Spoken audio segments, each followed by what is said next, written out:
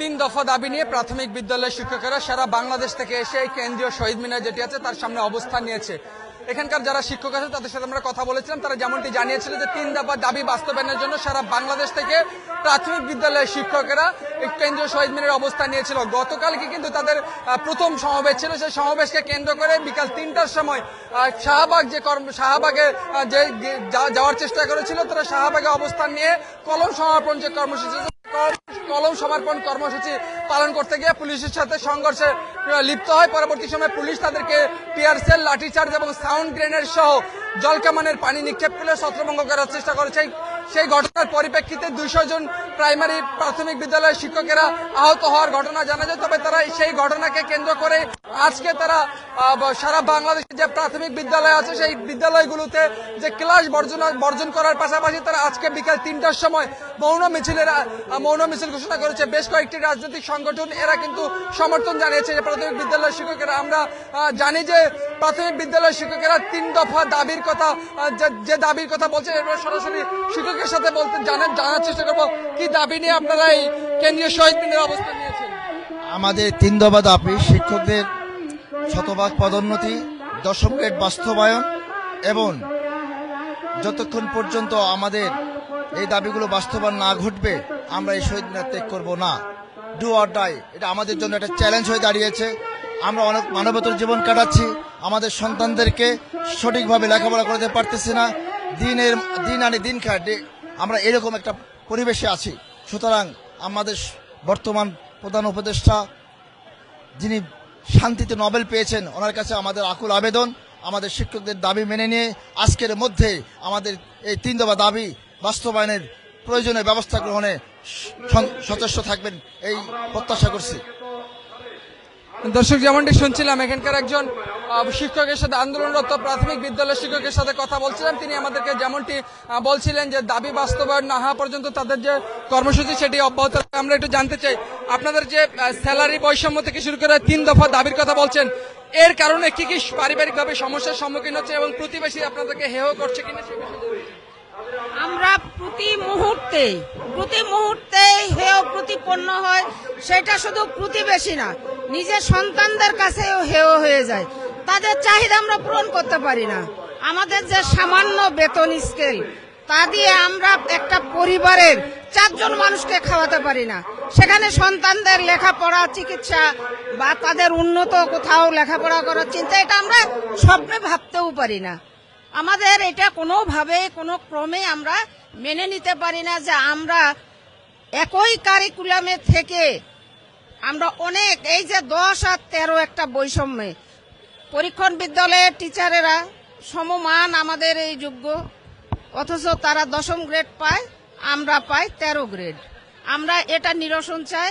পাশাপাশি আমাদের 10 বছরের এবং 16 বছরের উন্নীত স্কেল চাই। তার সঙ্গে আমরা শতভাগ পদোন্নতি চাই।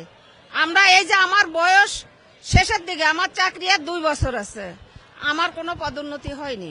আমার 32 বছর চাকরি জীবনে আমার পদোন্নতি হয়নি। আমি সারা জীবনে প্রধান শিক্ষক হতে পারলাম না, আমি একজন সহকারী শিক্ষক হিসাবে আমার জীবন শেষ করলাম। আমরা এর নিরসন চাই। দর্শক, যেমনটি শুনছিলেন এখানকার কর্মরত একজন শিক্ষকের সাথে এবং আন্দোলনরত শিক্ষকের সাথে কথা বলছিলাম। তিনি আমাদেরকে যেমনটি জানাচ্ছিলেন যে পারিবারিকভাবে এবং তারা সমাজের কাছে হেয় প্রতিপন্ন হচ্ছে, কারণ স্যালারি যে বেতন ভাতা সেটি বৃদ্ধি না হয় এবং দীর্ঘ সময় চাকরি করার পরেও তাদের যে পদোন্নতির যে বিষয়টি আছে সেটি কিন্তু হচ্ছে না। অসংখ্য শিক্ষক কিন্তু তারা সারা বাংলাদেশ থেকে এসে কেন্দ্রীয় যে শহীদ মিনার আছে সেই শহীদ মিনারে অবস্থান নিয়েছে এবং অনেকে কিন্তু বসে পড়েছেন। আমরা এখানকার আন্দোলনরত প্রাথমিক বিদ্যালয়ের শিক্ষকদের সাথে কথা বলেছিলাম, তারা আমাদেরকে যেমনটি জানাচ্ছিলেন যে তাদের দাবি বাস্তবায়ন না হওয়া পর্যন্ত এবং সরকারের পক্ষ থেকে প্রজ্ঞাপন জারি না হওয়া পর্যন্ত তাদের যে কর্মসূচি সেটি চলমান থাকবে এমনটি জানাচ্ছিলেন। আমরা আরেকজন শিক্ষকের সাথে কথা বলতে চাই, আপনাদের এই আন্দোলন কর্মসূচি কতদিন পর্যন্ত চলমান থাকবে সেটি একটু আমাদেরকে জানাবেন। ধন্যবাদ। আমরা আন্দোলন কর্মসূচি দীর্ঘদিন চালিয়ে, অর্থাৎ যে আমাদের দাবি আদায় না হওয়া পর্যন্ত আমরা আন্দোলন কর্মসূচি চালিয়ে যাব, যেই পর্যন্ত আমাদের দাবি না আদায় হয়। এবং আমরা উপজেলা, প্রতিটি উপজেলা এবং প্রতিটি জেলায় আমরা জানিয়ে দিয়েছি, আমাদের নেতৃবৃন্দ জানিয়ে দিয়েছেন। আমি বাংলাদেশ প্রাথমিক শিক্ষক সমিতি ঈশ্বরগঞ্জ উপজেলা শাখার পক্ষ থেকে এসেছি, ঈশ্বরগঞ্জ উপজেলা শাখার সদস্য সচিব হিসেবে বলছি যে আমি আমার উপজেলায় জানিয়ে দিয়েছি যে আপনারা কর্মবিরতি পালন করুন। ইতিমধ্যে ঈশ্বরগঞ্জ উপজেলায় প্রতিটি বিদ্যালয়ে কর্মবিরতি পালিত হচ্ছে এবং আরও আমাদের এখানে আমরা যারা আছি আমি তাদের আহ্বান জানিয়েছি যেন তারা অচিরেই ঢাকার মুখে রওনা হয়। ইতিমধ্যে আমাদের রাস্তায় কয়েকটা গাড়ি আছে এবং তারা কর্মবিরতি চালিয়ে যাচ্ছে, কর্মবিরতি চালিয়ে যাবে এবং ঢাকার পথে রওনা হচ্ছে। আমরা পর্যায়ক্রমে কিছু বিদ্যালয়ে থাকবো আর কিছু এখানে আমাদের অবস্থান কর্মসূচিতে অংশগ্রহণ করবে। ধন্যবাদ আপনাকে। দর্শক, যেমনটি বলছিলেন, আমরা একজন শিক্ষকের সাথে কথা বলছিলাম। তিনি তার দাবি মেনে না নেওয়া পর্যন্ত আন্দোলন কর্মসূচি এবং ক্লাস বর্জন যে কর্মসূচি সেটি কিন্তু অব্যাহত থাকবে। আমরা আরেকজন শিক্ষকের সাথে কথা বলে জানতে চাই, আপনাদের এটি কতদিনের দাবি? এখন পর্যন্ত সরকারের পক্ষ থেকে কোনো ধরনের আশ্বাস পেলেন কিনা সে বিষয়ে ধন্যবাদ। আসসালামু আলাইকুম। এটা আমাদের দীর্ঘদিনের দাবি, এটা আমাদের প্রাণের দাবি। 10ম গ্রেড এটা আমাদের অধিকার, এটা আমাদের শুধু দাবি নয়, এটা আমাদের অধিকার। এবং 10 বছর এবং 16 বছরের যে আমাদের উচ্চতর স্কেল, এটা আমাদের পাওনা, অথচ সরকার বিভিন্ন টাল বানায় এটা আমাদের এখান থেকে আমাদেরকে বঞ্চিত করছে। আজকে এর শতভাগ পদোন্নতি 2009 সালে একবার পদোন্নতি হয়েছিল, তারপর থেকে পদোন্নতি বন্ধ। আমাদের অনেক শিক্ষক তাদের চাকরি, এই সহকারী শিক্ষক হিসেবে চাকরি থেকে অবসরে চলে যাচ্ছেন। এটাই আমাদের সবচেয়ে বড় কষ্ট এবং এই আন্দোলন এটা চলছে এবং চলবে। গত 8 তারিখ থেকে আমাদের আন্দোলন শুরু হয়ে গেছে এবং আজকে পর্যন্ত আমাদের আন্দোলন চলছে এবং আগামীতে এই আন্দোলন চলবে। আমাদের গোটা দিনাজপুর জেলায় এখন কর্মবিরতি, প্রত্যেকটা স্কুলে কর্মবিরতি পালন করছি। আমরা পর্যায়ক্রমে এখানে যারা আছি তারা বিদ্যালয়ে ফিরবো এবং বিদ্যালয় থেকে আবারও কিছু শিক্ষক আবারও এখানে আসবে। আমাদের এই আন্দোলন চলবে এবং চলতেই থাকবে ইনশাল্লাহ।